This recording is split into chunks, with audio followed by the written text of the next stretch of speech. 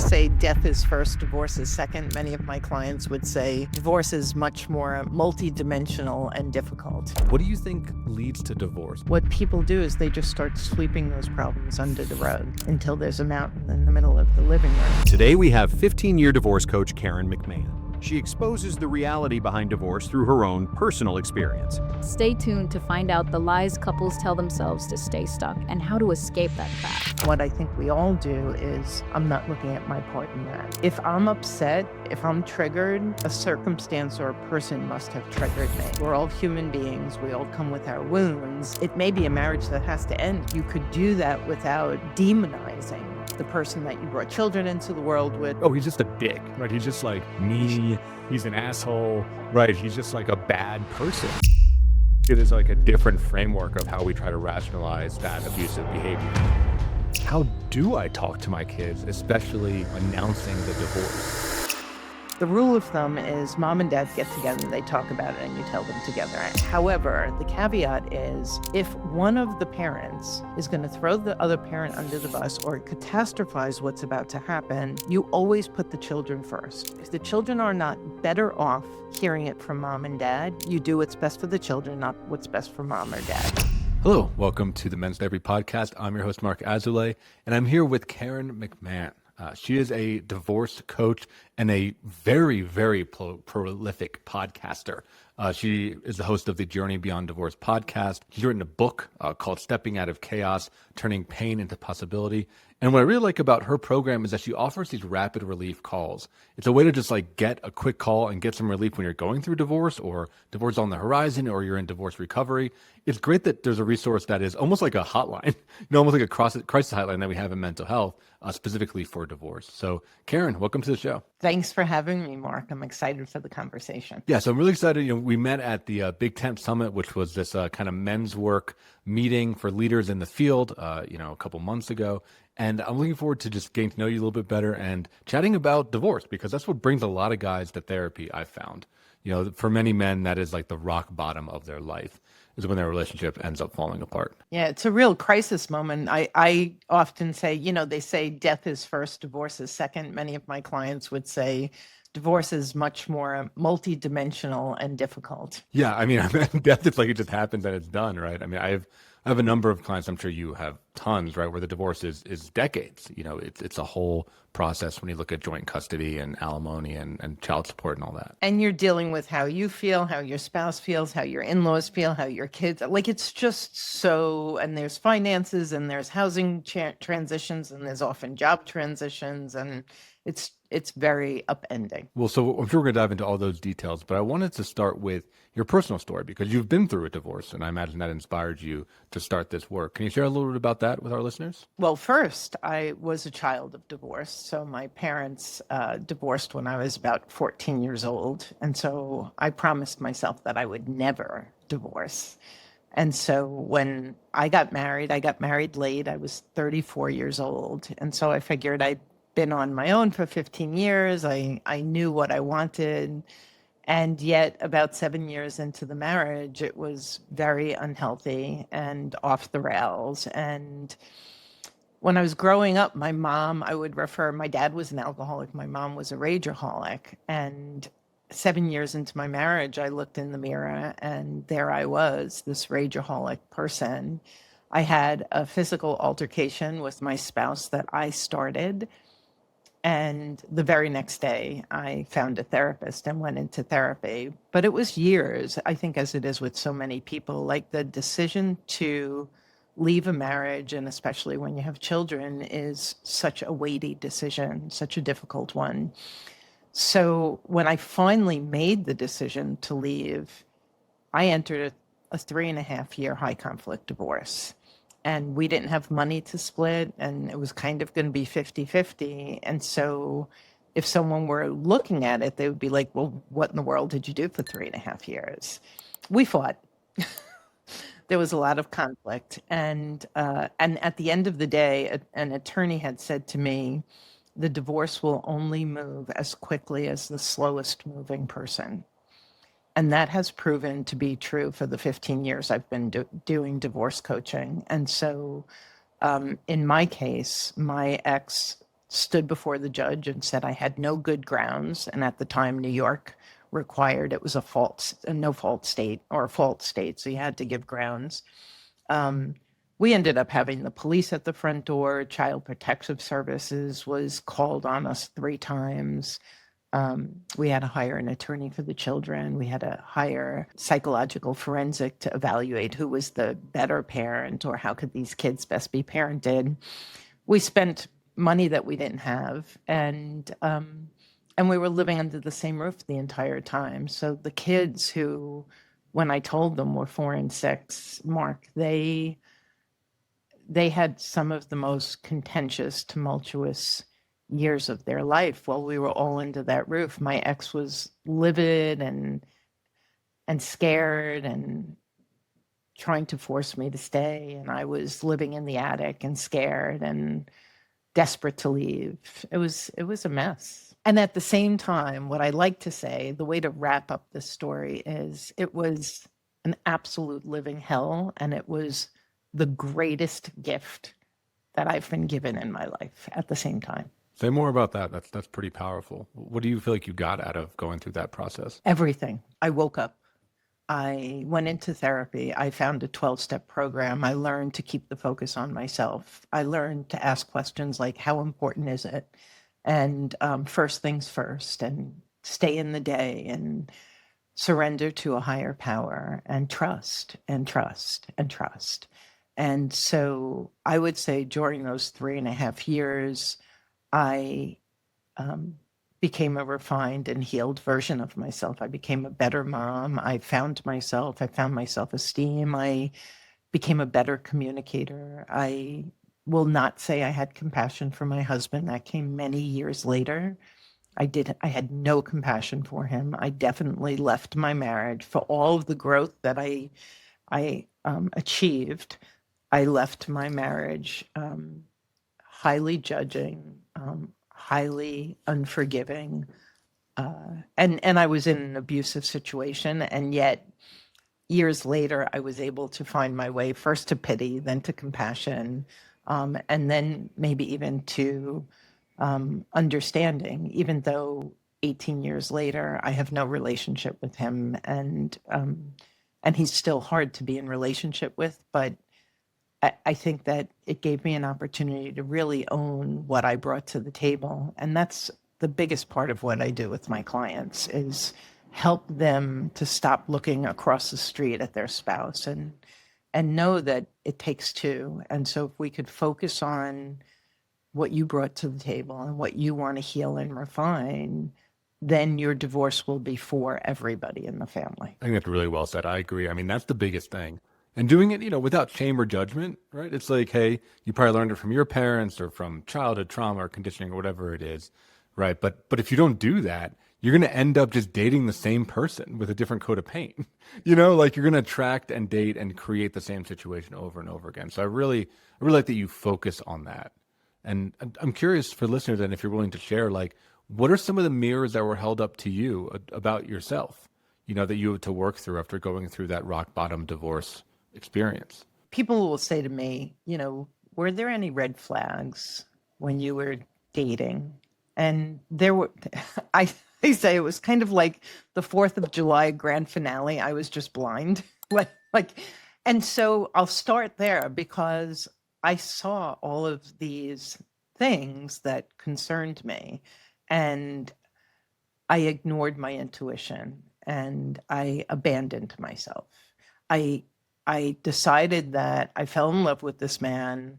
When we say our vows, it's for better or worse. And so why am I bailing before I even started? So that was my thought process.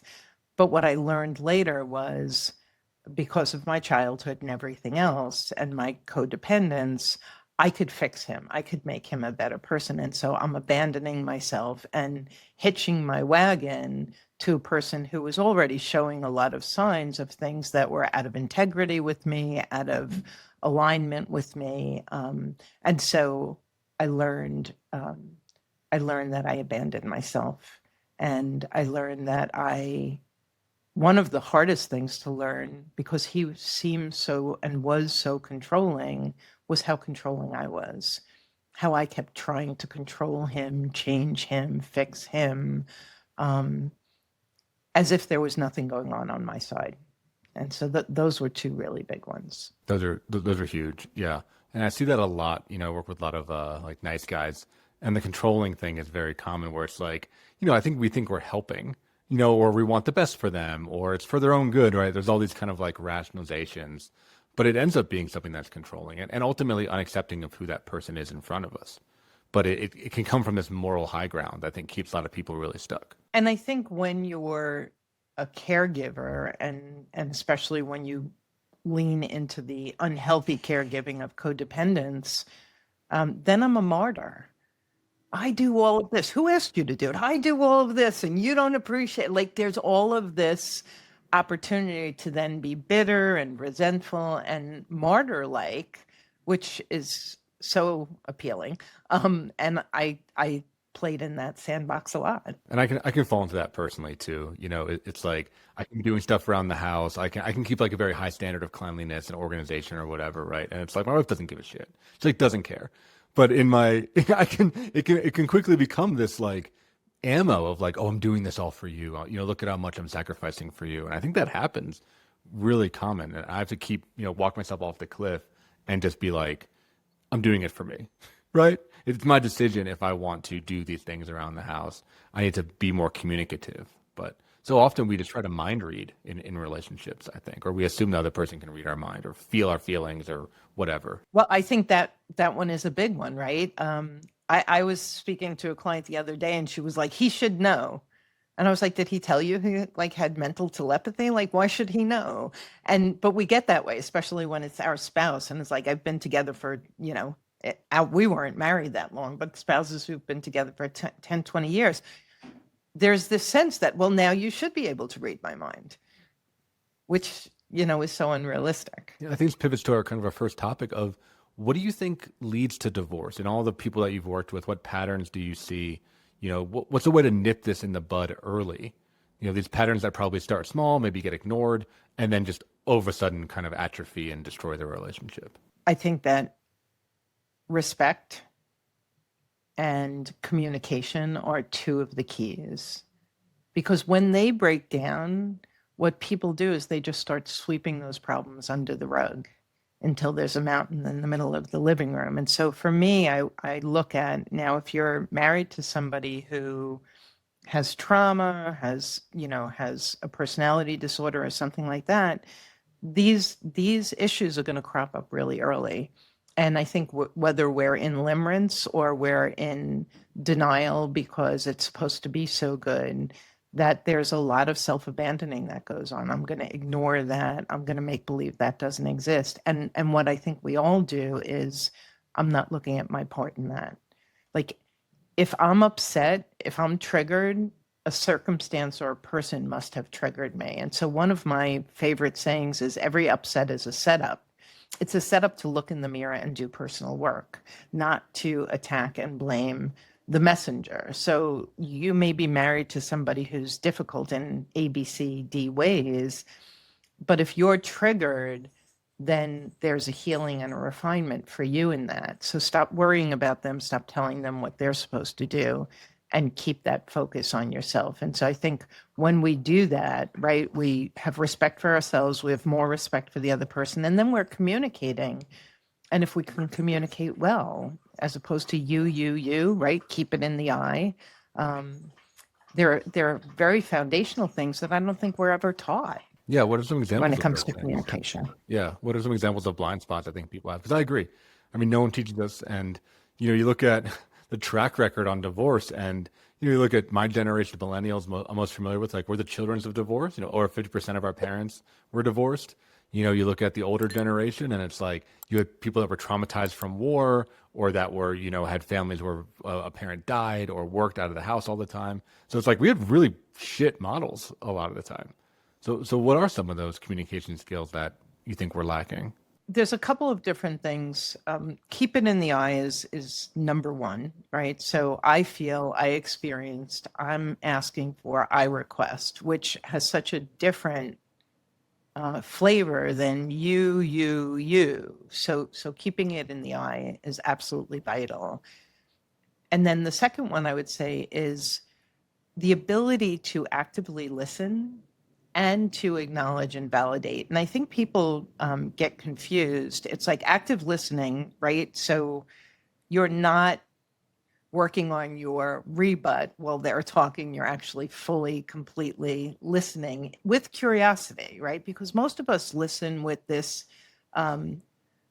lens of judgment, like we're already figuring out what you're saying that's wrong or bad. But when you listen with curiosity and active listening, you're going to hear something different. And then you can respond. Even if you don't agree, you respond with acknowledgement and validation. And so it could sound like, Marc, I hear that, you know, that event that happened the other night, that you were really triggered and you felt that I was being unreasonable and insensitive. And it makes so much sense that you were frustrated and hurt and disappointed when that's how you viewed what I was doing. It makes a lot of sense. And so even if it's not what I was doing and there's a different perspective, what I can do right off the bat is say, I hear you, and given your perspective, of course you're upset. Of course you're thinking that I did something wrong.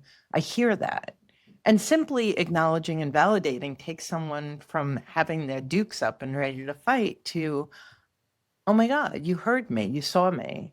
And it softens things and it creates some space for the conversation to happen. Does that make sense? It does. Yeah. I talk about very similar things with my guys. I call it like an effective apology, because I think so many people, you just say like, I'm sorry. And then what that means is like, shut up. I don't want to talk about this anymore, where what you're talking about and laid it out very well is like, yeah, validating, seeing, explain the situation from their perspective so that they know that you are aware, and you don't have to agree with them. Right. I think that's a big thing. You don't have to agree with what they say. And there's no right or wrong in relationship. It's often very, very relative. But it just saying like, hey, I can see how you would feel this way because of X, Y, and Z factor that went into that and why you would be upset and hurt. And, I endeavor to make it better. And I'm probably going to mess up again. But, we can at least keep coming back together and keep that foundation of love. And you can even, the other thing is asking permission. And I have two emerging adults at 26 and 28 years old. And so I always ask permission. If they come to me with a problem, I ask permission. It's like, I hear you. This is what I'm hearing is going on. I'll ask them, how can I support you? And then if I have a thought, can I share it with you? And they'll sometimes say no.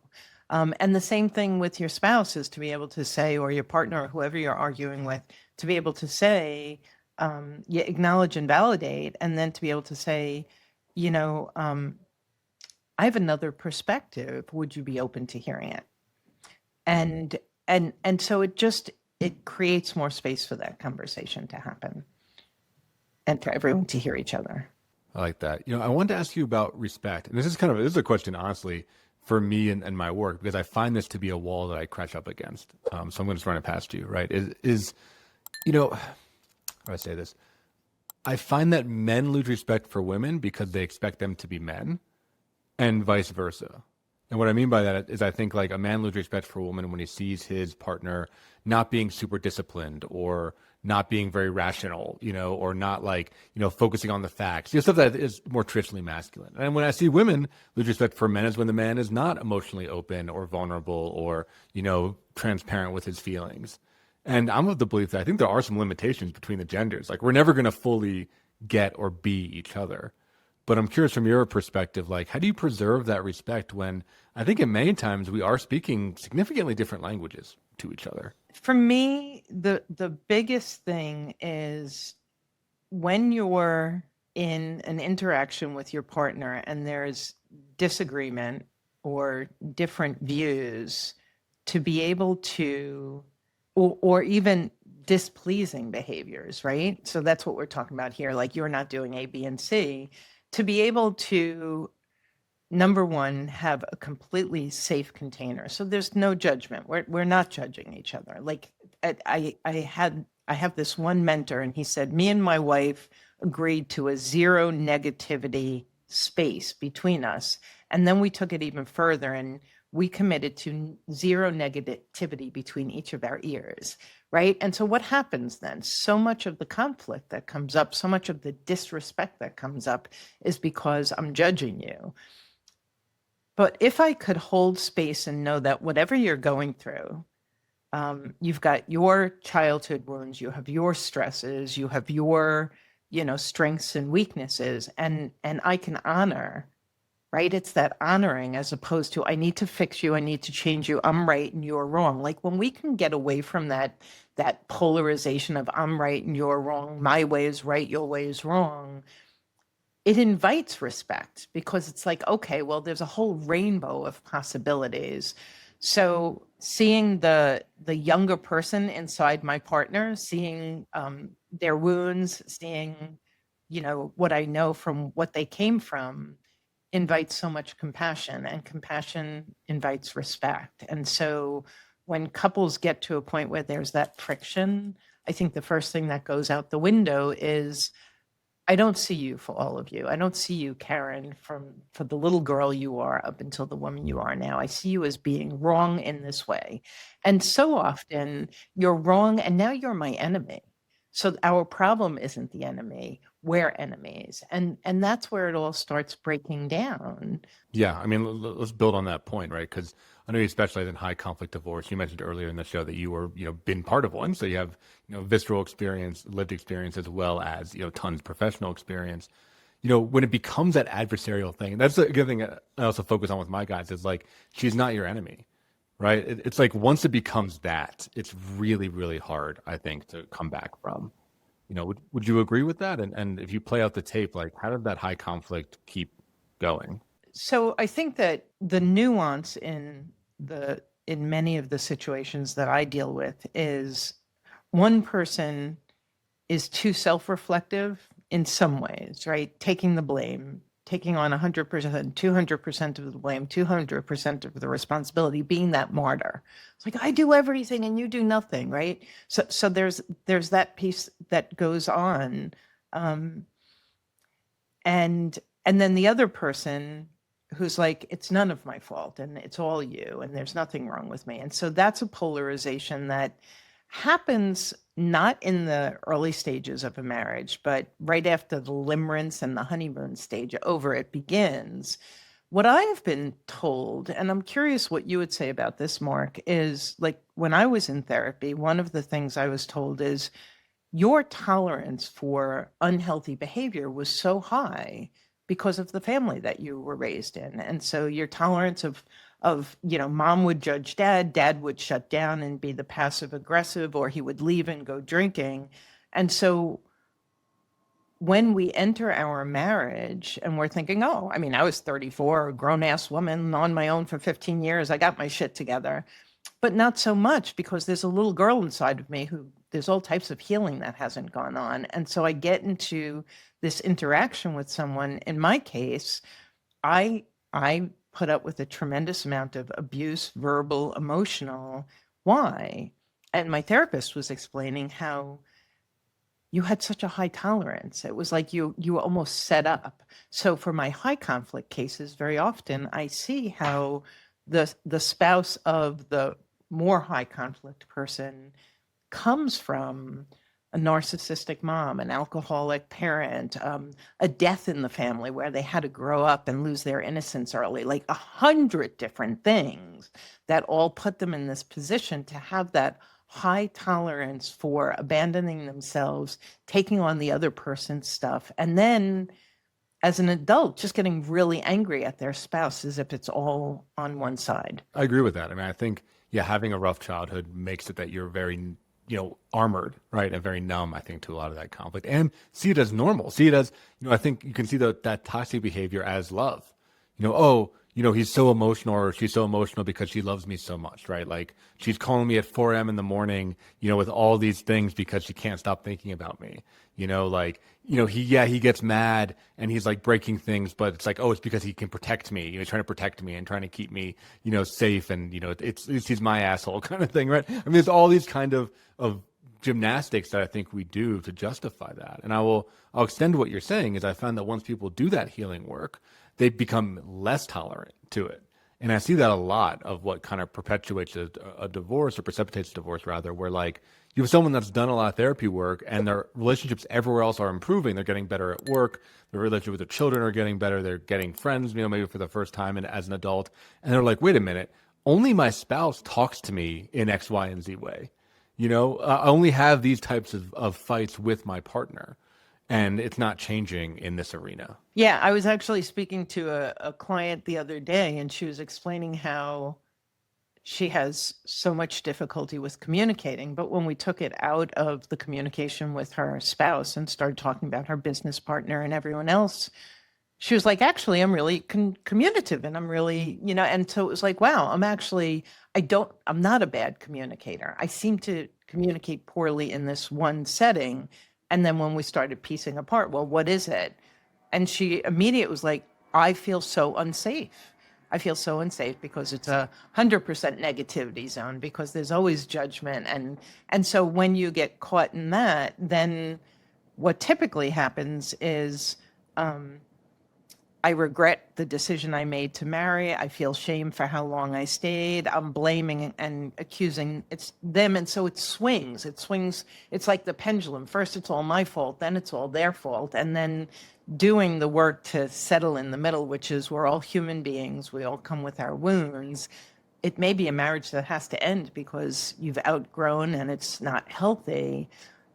But if you could do that without demonizing the person that you brought children into the world with, the person that you're going to be connected with for the rest of your life. And it's hard. It's a hard thing to do. And I find with my male clients, no matter how difficult or abusive the situation they've been in is, my women tend to be more afraid of their husbands, whereas my men have this like almost codependence on steroids, where even though she's abused me, even though she's told me what a bad parent I am, she needs me and I have to take care of her. Like there's this piece that's very different, because even if you've been harmed, and I don't know if it's part of the socialization of I'm a man, I should be able to shoulder it all, but it's heartbreaking because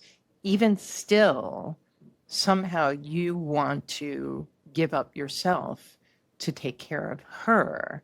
I don't see that as much with the women. Yeah, I see that with my men too. This idea of like, I can fix her, I can change her, we can make it work.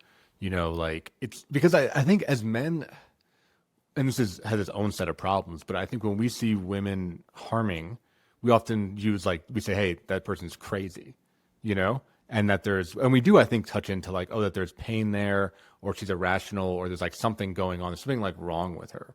Whereas what I see with my female clients, right, it's like, oh, he's just a dick, right? He's just like mean, he's an asshole, right? He's just like a bad person. Whereas I think as men, we're like, oh no, she's like unwell, So I think it is like a different framework of how we try to rationalize that abusive behavior. Yeah, and the truth is, when you look at certainly emotional and verbal abuse, we're human beings. It's painful no matter your gender, and yet I think socialization I have a harder time. My dads, my male clients have a harder time.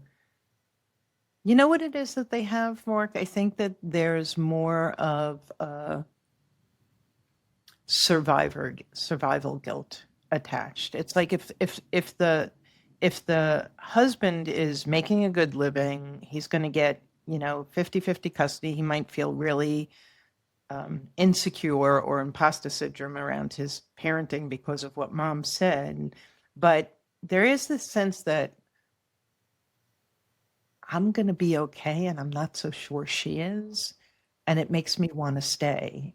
Not because I want to be there. Like it's such an interesting extension of that codependence. Yeah, certainly, right. Yeah, they think that she's going to totally decompensate, God forbid, like kill herself or become an addict or something, right? Like I think there's a lot of that fear in there. And then I think the other thing is, a lot of times my dads will say, I can't leave because I have to protect the kids.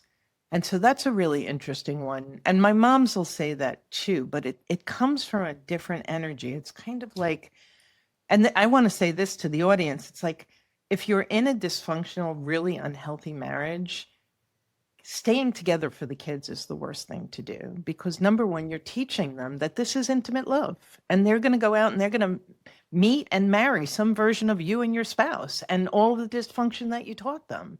Whereas if you're, and they say that divorce doesn't hurt children as much as conflict does. So if you're in a conflict-ridden situation, better to have two peaceful homes with a single parent than one home with two parents who are at each other teaching the children. And that's what we teach our children. That's what we learned.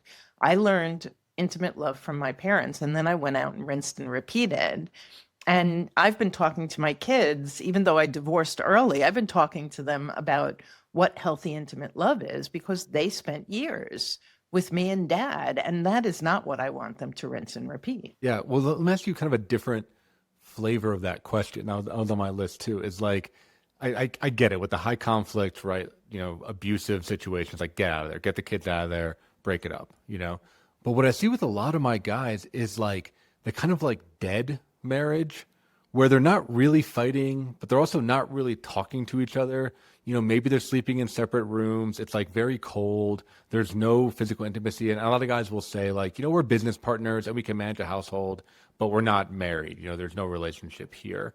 And when they try to talk about things, they maybe get met with stonewalling on both sides, right? Or just minimizing everything or just shoving stuff down. And they're, like, hey, we're going to keep it together until, Jimmy's, graduated out of the house. Tell me about that one. Like, is that worth sticking together, or does that, you got to end that one too? I think that situation has so much possibility for correction, right? For repair. And in that situation, if you're dealing with two people who are willing to say, I don't know, I've fallen out of love with you. I play my part. If we have two people willing to say that they play their part, there's so much that can be done, because as you and I know, it's really these childhood wounds, right? It's like we're bringing to the table and we're bringing all of our perspectives. And so if each partner does that work, they may still come to the conclusion that, okay, there's not much here. But the possibility of being loving and compassionate and finding your way back to like really rich and delicious love is very, very possible. I think that's so often what you said about marrying someone who's painted with a different face.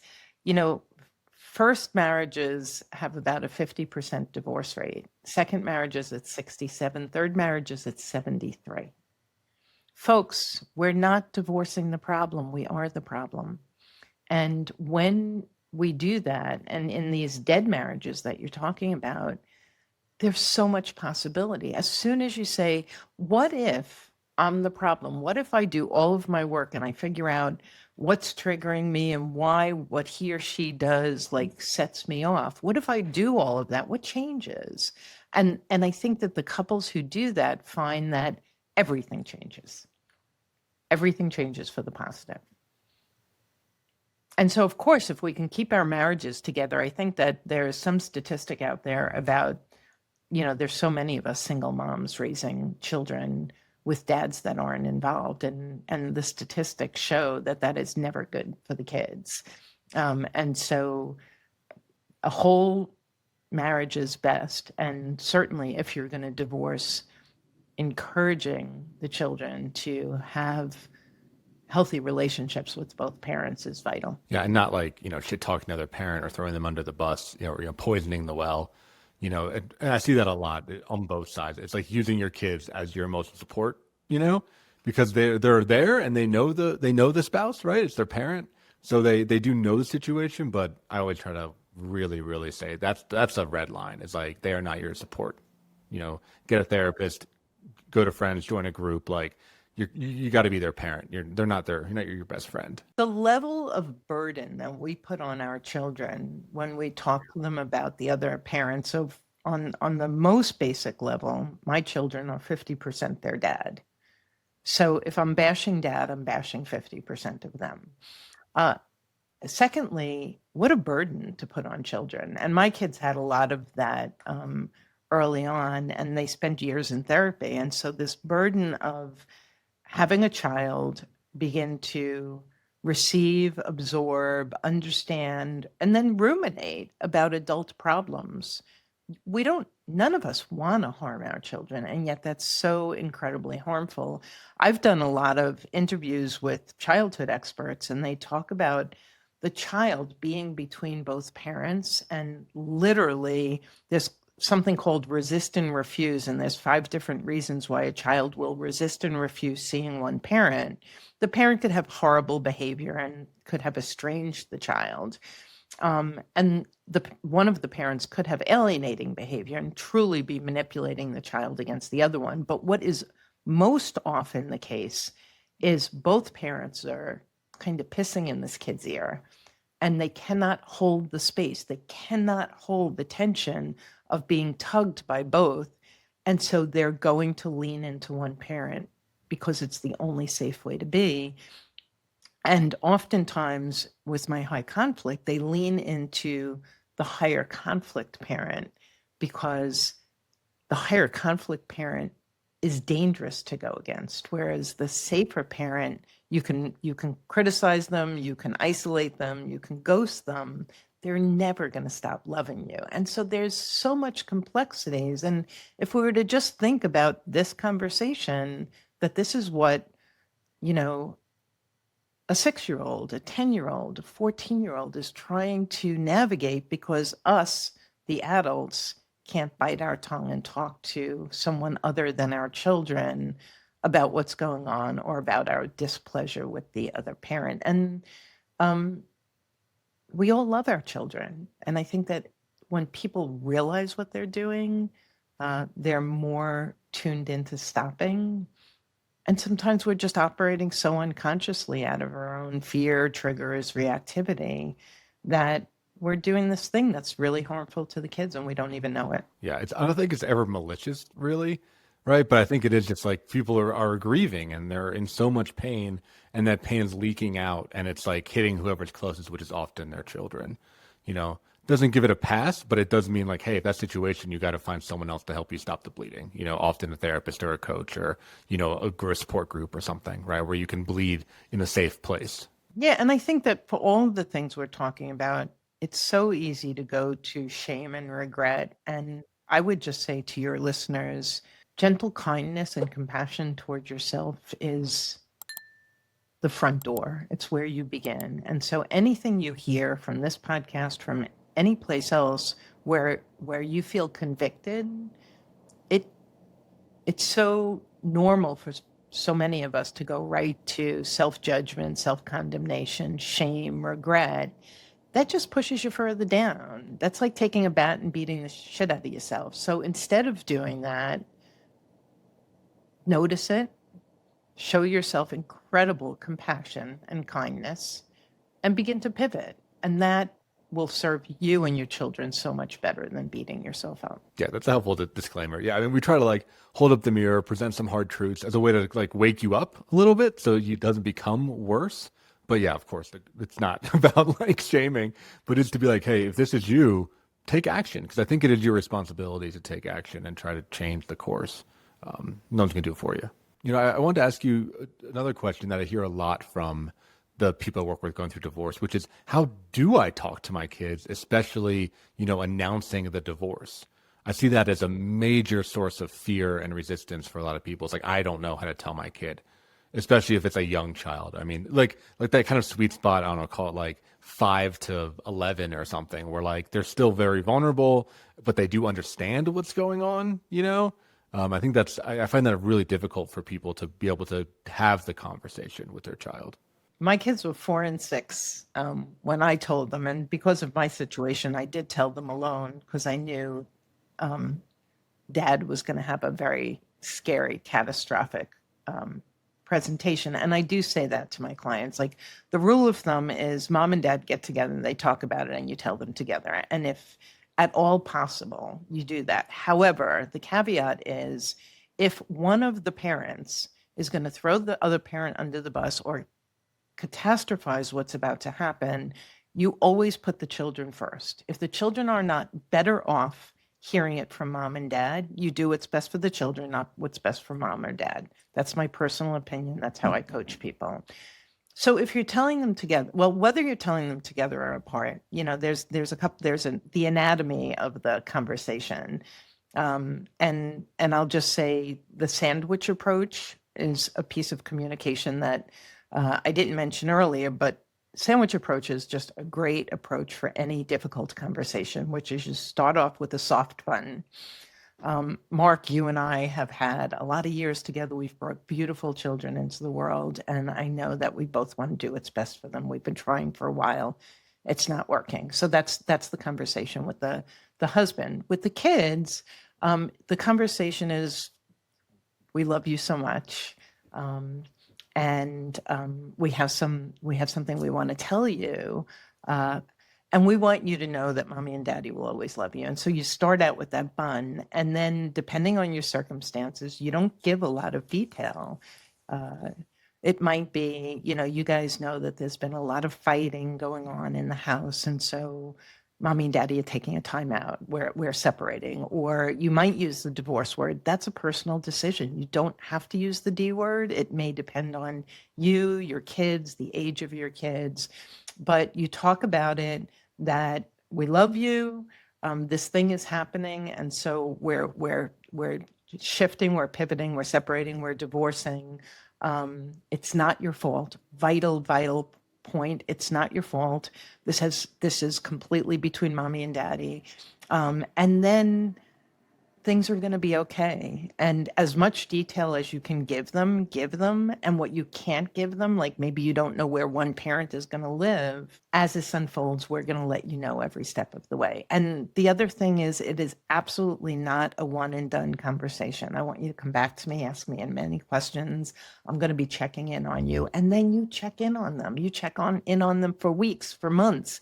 You keep checking in on them and inviting them to have the conversation, because right after you say mommy and daddy are divorcing or separating, everything after that, your child is going to go into their amygdala. It's going to sound like wah, wah, wah. They're not going to remember it. They're just the minute you say it. So you want to have that front bun. You want to have some good stuff up front, and then you're going to have to say it again because they didn't hear it, because they went into, fight, flight, freeze. Yeah, they started freaking out, right? And it becomes that thing. I like that you bring up, it's like that accountability, keep coming back to them, because they might not know what to say for a while. They might not have words to say for a while. And of course, as they age, especially if you talk about, your kids, an example, 4 and 6, right? Like as they get older, as they go to, become preteens and teens and young adults, it's like they're going to look at the divorce differently in each of those life stages. And they're probably going to talk about it again in each of those life stages now that they are more mature and they have more life experience. And maybe they've dated some people, they're going to have a different framework and a different capacity to have the conversation. So I agree. I think it's something that's like constantly in the ecosystem. Yeah. And then a couple of other things to think about. So if it's high conflict, do we tell them together or separate? If you're telling them separate, you're saying nothing negative about the other parent. But it's okay. And I think it's so important that if you know the other parent is going to be unhinged, catastrophic, what I did was I said, daddy's really upset, and he's really scared, and you might feel some of that. And I just want you to know that it is going to be okay. And there's going to be less conflict in the long run, and it's going to be good for everybody. But daddy might not feel that way right now. And you can come back to me and ask me any questions. And so I didn't put him down. I didn't say anything negative, but I knew that I had to pour groundwork, because these kids were about to go into a conversation that was probably going to rock their world. So that's something to keep in mind. The other thing to keep in mind, whether you're telling them together or apart, is if you have a 16-year-old and an 8-year-old, you may want to tell that 16-year-old first. Like if you tell all the kids together, which is the rule of thumb, I don't always agree with it, because one child, or you might have 2 children just 2 years apart, but one is super sensitive and empathetic, and they're going to have a big reaction. And then that other child, isn't going to have any airtime or airspace. And so talk to your spouse about it and figure out what makes the most sense given our kids so that we can honor each of them to receive this really difficult message in the best way possible. So it's not one size fits all. And if you need a guiding rule, the guiding rule is what's best for the child. And that you can't go wrong if the two of you are doing what's best for the child. Yeah, they are like the prime directive. They're the most important thing to protect. I'm curious as we're kind of walking through the divorce timeline here. Let's talk about rebuilding. What does that process look like for people? How do they know when they're ready to date again? How do you pick yourself up after this, often very catastrophic event? Yeah. So, and I've seen everything. I mean, sometimes you just have people, it's like, I haven't had sex in years, Karen. It's like, okay, can you go out and just have sex? Because if you can go out and just have sex, go at it. But if you're lying to yourself and you're going to have sex, it's going to be a really great night. You're going to think he or she is really X, Y, and Z. And you're on that slippery slope when you haven't even healed what the multi-decade marriage you just came out of, then it's dangerous. And so what my rule of thumb is, how healed are you, right? So really, if you're honest with yourself, how much of your work have you done? And if you're going to dip your toe in the dating pool, which is its own quagmire, by the way, what you want to do is learn your lesson. So for me, like what are the things that are important to me? I interviewed a woman who said, do you date by design, not default? Right. And so don't just trip over somebody and start dating them. Like, no, what are my non-negotiables? What's important to me? What are my priorities? So that's really important. And then the other piece is get emotionally naked before you get physically naked. Because if you can't engage with this new person on an emotional depth, but there's a lot of chemistry and you jump into bed, you may be on a path of rinsing and repeating. Yeah, I think that's well said. And I guess I would add if another tip is like monitor yourself when you're on the date, and see if you're, I guess two things I ask my guys to look for. One is like, are you just treating this person just like you treated your ex? Then you're not ready. Right? If you're already making assumptions and you're just like going into the old patterns, you need to be able to break those patterns first before you can really commit to somebody. And the other one is like, are you actively talking about your ex more than what's probably appropriate? Are you saying, well, this person I dated before, my ex was X, Y, and Z, and she was so bad, and I'm never going to date anyone like that, right? Like, are you just like, bleeding onto this person, right? Then it means that there's probably some more healing to do because the pain is still so big that you can't fully see the person in front of you, and it's not fair to them. It's not fair to you. I think a lot of times people start dating because they feel isolated and lonely. They've lost their family. And for me, meetup.com is the best go-to platform there is. If you're into hiking, go join a hiking group. If you're into reading, go find a book club. Wherever you are, go to meetup.com. It's single people meeting single people. Find your interests. I'm a photographer. I like yoga. I'm a kayaker, whatever it is. And rather than going into a dating situation, just go into new situations. I remember it was really scary for me. I went to a comedy club.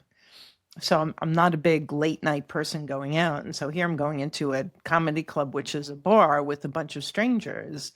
But I got seated at this table and every single person had come alone. And within moments, we're having conversations left and right and across the table. And the comedian was great. And I walked away with some new friends and more confidence in my ability to step into a space where I don't know anybody and feel comfortable. And so everything from the minute you step into divorce is you're stretching, you're stepping through one comfort zone after another. And I guess that would be the other tip I would have is all possibility in life lies on the other side of your comfort zone. So after you talk to your therapist or your coach about it and you ruminate about it and you read about it and you listen to podcasts about it, there's nothing left to do but do it. Just do it. And that in and of itself will bring so much confidence and self-esteem as you begin to step through one comfort zone after another. Yeah, it's like do it. Know it's going to be messy. Know you suck at it. hopefully there's some humor there. Hopefully you have, like you said, a coach or a therapist, someone or a friend that you can laugh about, the awkward moments. But at some point you have to take that leap of faith. Karen, as moving towards the end of the show, kind of the last question I have for you is, what are some like blind spots around this whole process or things that you feel like are not talked about enough? Anything that you want to shed light on that you feel like doesn't get the attention it deserves when it comes to, whether it's preventing divorce, going through divorce, or divorce recovery? If you're headed toward divorce, the vast majority of people believe I need an attorney and my divorce is about child custody and distribution of marital assets. And the truth is that will happen. But if you've slammed into the brick wall of divorce, it is about understanding yourself. It's about going in. It's about understanding your childhood wounds, your tendencies, your propensities, your fears, your insecurities, your unforgivenesses.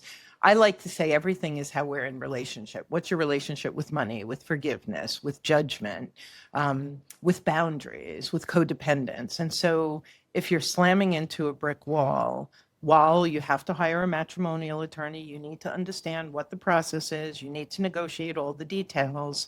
If you do all of that and emerge on the other side without doing the emotional work, the going inside work, you will meet a man or a woman with a different face, same person, and rinse and repeat. And so use the pain, the uncertainty, the overwhelm of divorce to fuel your personal growth and healing. And it will be better for you co-parenting your children and generations to come. And so most people look at the practicalities and ignore, I don't want to do that now. I'm too overwhelmed. It's too painful. And now is the perfect time to do all of that work. Yeah, like when all the pieces break apart, like you can put them together in a healthier way. In some ways, it's like the easiest time because everything is just so right in front of your face. You can't ignore it. You're getting those constant reminders of like, I really like what you said, when you're upset, it's a setup, right? It's an opportunity to actually think about like, why am I getting triggered? What is really happening right here? Is there more to this story? I think that I literally love that comment. Like that is such a nugget to take away from this episode. And I think the other thing, if I could, is so for me, it was really interesting to look at what did my mom and dad come from? What did grandma and grandpa come from? What am I creating for my kids, Dominique and Christopher, to go into? And so going through a divorce, and I am not an advocate of divorce, I am a support of divorce. When you go through it, the opportunity to break generational chains and it stops here. Addiction stops here, abuse stops here, codependence stops here, boundarylessness stops here. Like, if you're going to go through the pain of it anyway, let's just make it a brilliant reset for the generations in your family line that come. Amen to that. Well, Karen, I'd really enjoyed having you on the show. If people want to learn more about you, follow you, where can they find you online? So everything's Journey Beyond Divorce. We have the Journey Beyond Divorce podcast, and Journey Beyond Divorce is our website as well, .com, where you can check out which stage of divorce you're in. You can get a curated podcast list. And most importantly, our rapid relief call is for anyone who's struggling on the amended end fence or in divorce, and you think you need some support, you don't know what it looks like, come get some immediate relief, and you can find out how our coaching works and if it's right for you. Awesome. Yeah, definitely check that out if you're listening. I mean, I will tell you there is an insane amount of content that Karen has put out, podcast episodes, blog posts, all the resources that you can want. The book is incredible. Like, you're never going to run out of stuff to listen to. So if you want, and if you're looking for just like, if you're even just thinking about it, or you feel like you're on the brink and you just want to hear from other people in a way that is like pretty private, pretty confidential, like maybe you don't want to talk to your friends about it yet. Maybe you definitely want to talk to your family. Like, listen to her podcast, listen to the episodes, and you can kind of gauge yourself. You can be like, hey, where am I on this journey? Is she talking about me, or is it not that bad? Or is it way worse? I don't know. It can be helpful to have that kind of reality check in order to know what your future might hold. So Karen, thank you again for coming on the show. Beautiful. Thanks, Mark. And listeners, thank you again for tuning in. As you know, the Men's Therapy podcast is an arm of Men's Therapy Online. All of our stuff is at menstherapy.online. We have all podcast episode blogs, online courses. We do individual work, groups, retreats, couples counseling. We can help you with divorce recovery from a therapeutic lens. So check us out. There's a ton of stuff there. It's at menstherapy.online. And please follow us on our socials, our YouTube, our Instagram, and our Facebook group. So thank you again for tuning in, and we'll see you next week on another episode of the Men's Therapy Podcast.